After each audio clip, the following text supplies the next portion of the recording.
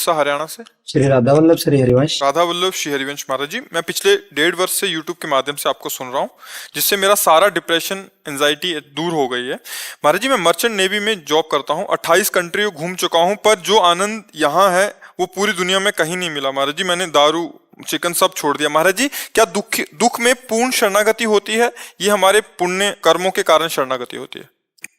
दोनों भी सम्मिलित होते, इसमें दोनों बातें कही गई हैं। कभी कभी पुण्य का प्रकाश होता है और किसी संत का संग मिल जाता है। पुण्य पुंज बिन मिलहि न संता, बिना पुण्य समूह एकत्रित हुए संतों का समागम नहीं होता। और कभी कभी ऐसी परिस्थिति होती है, चारों तरफ से जब निराशा होती है तो भगवान अपनी तरफ से कृपा कर देते हैं और फिर आशा की किरण खुल जाती है। किसी संत महात्मा के वचनों के द्वारा हमें भगवान के चरणारविंद का रास्ता मिल जाता है। तो इसमें दोनों परिस्थिति पाई गई। कभी कभी अच्छा, दुख से क्या होता है? पाप नष्ट होते हैं। भारी दुख परिस्थिति से पाप नष्ट हुए और हृदय में एक ज्योति जगी, किसी संत महात्मा के वचनों का आश्रय मिला और हम निकल गए नाना प्रकार के पापाचरणों का त्याग करके।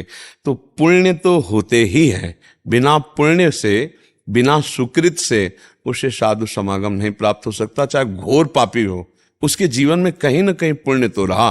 पुण्य पुंज बिन मिले न संता। और एक होता बिना किसी पुण्य के भगवान की कृपा हो जाना। अब मोहि भाव भरोस हनुमंता, और बिनु हरि कृपा मिले नहीं संता। भगवान अपनी तरफ से कृपा कर देते घोर पापाचारी पर भी, क्योंकि है तो उन्हीं की संतान, तो वो फिर रास्ता निकल आता है।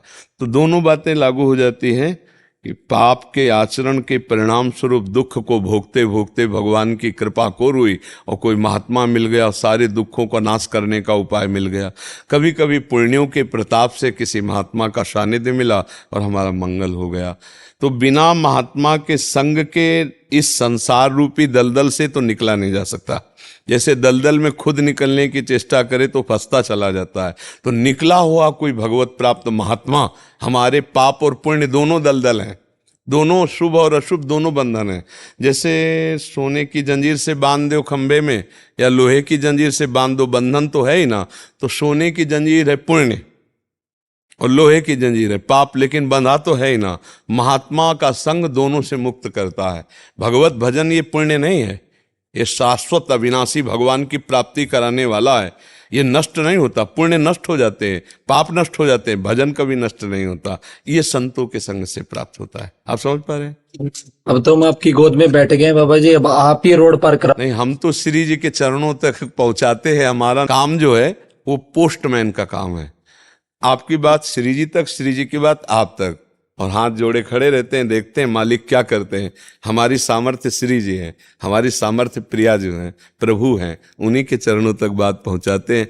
तो जैसे हमको किसी ने कुछ अर्पित किया तो हम उन्हीं को तो भोग लगाते हैं। ऐसे आप बोले कि मैं आपकी शरण में, तो हम सीधे उनके पास कि आप देखो आपका कार्य, जो मेरा भी कल्याण कर रहे हैं वही आपका कल्याण करेंगे। जो मुझे अपनी शरण में लिए वही आपको अपनी। ये जो परिवर्तन हो रहा है ना, ये उनसे हो रहा है, मेरे से नहीं हो रहा। मैं उनकी बात बता रहा हूं, उनकी सामर्थ्य बता रहा हूं, उनका नाम बता रहा हूं। आप उनकी बात सुन रहे हैं, उनका नाम जप कर रहे हैं, आपका परिवर्तन हो रहा है।